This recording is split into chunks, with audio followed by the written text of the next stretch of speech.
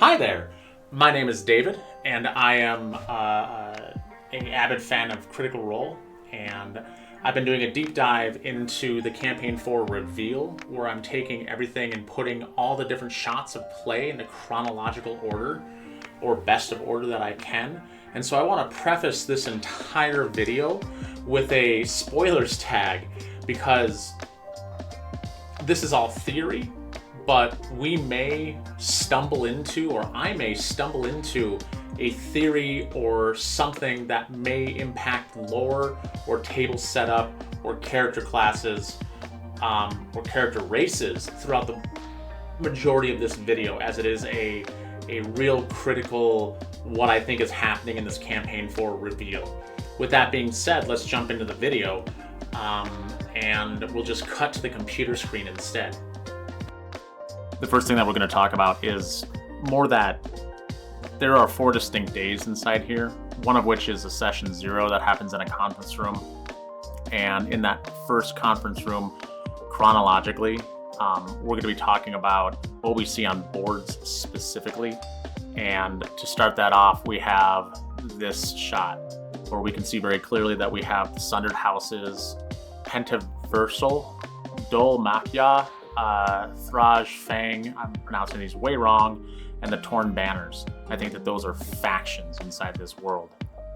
A little bit later, we can see that they've written some stuff underneath the Dol Makiar. Bolair, who is an elf warlock, job replacing Hal, who is the brother of Thesha, and their orc bard and orc druid, respectively. This next shot is someone rolling dice, but down in the corner we can kind of see the handout that Brennan kind of gives everybody, with Falconer's Rebellion, a lady, Pentavertical, and then a little bit of talk about the Torn Banners. I'm not going to zoom in on it for you, but you can kind of look at it yourself. This is a quick little shot of Alex Ward looking at gnomes specifically. I don't know what that has to do with anything, but there it is. These are the actual first shots of the campaign. This is important to remember because these shots that I'm going to show here, the clothing that they're wearing inside these particular shots doesn't occur in any of the other shots. So we can be assured that because this has the least amount of footage, that was an actual first day. Everything else, every other shot with other clothing, I think, is not part of the original 4 episodes. The reason that I say that is I don't think that they're going to throw a bunch of B-roll footage of their consecutively next shows, because one, the way that they shoot those, where they have cameras on each side of the table, means that your cameraman shooting that B-roll footage could end up in shots throughout the day. And I think that's why we didn't see anything inside the campaign reveal from the first session, from the first episode, just the beginning and the end. Secondly, I think that all of the days that we see after this, the 2 distinct days we see coming down the line, are testing characters to see if the dynamic works well personality-wise, to see if they need to change any personality so it doesn't grate on anybody else. I know that they do this. I remember them talking about EXU back with Robbie, Liam Ashley, and Amy Carrera. And of course Matt. In that thing, they talked about doing some pre-games where they didn't necessarily stick to any narrative specifically. They just kind of went over all the characters or things that they would be playing as, kind of refining the start of the characters. And I think that that's what those other 2 days are all about, is refining those characters to get them to be episode 1 and beyond ready. I call this the second day because it has the largest grouping of shots that are of the same clothing. Our first table is Alex, I think, Bria, Ashley, Robbie, Liam, Laura, and Travis.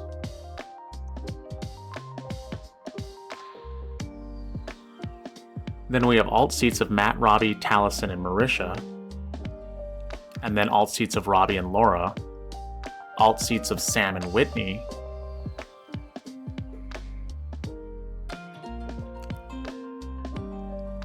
alt seats of Luis, Laura, and Liam, alt seats of Luis and Travis, and a second large table of Ashley, Taliesin, Liam, Marisha, and Matt.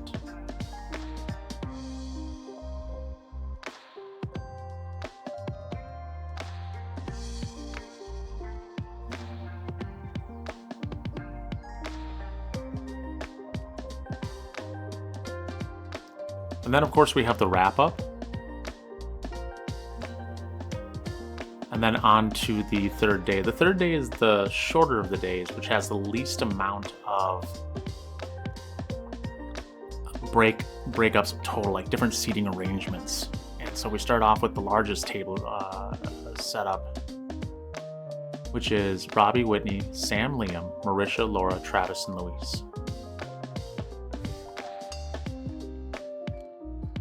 And then we're going to have a flip, like a switch on this. And so this is a frozen frame, and then we're going to flip to a switch out with Luis moved to out of his spot, Travis on the end, and added Taliesin and Abria in for Laura and Liam.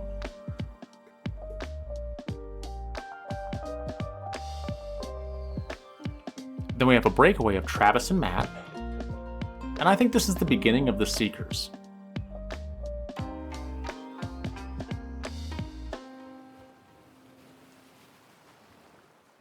And then we have another breakaway, and that's Robbie, Laura, Alex, and Ashley. And call me crazy, but I think this is the first steps of the Soldiers.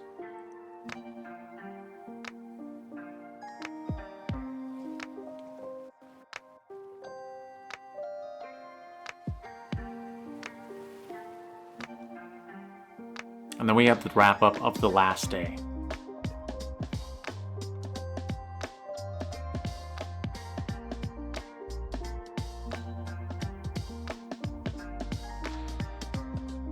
That's just the pull apart of the videos. My actual thoughts on this is something along this line. I think that we're seeing things be put together slowly throughout the video, and they B-rolled most of that.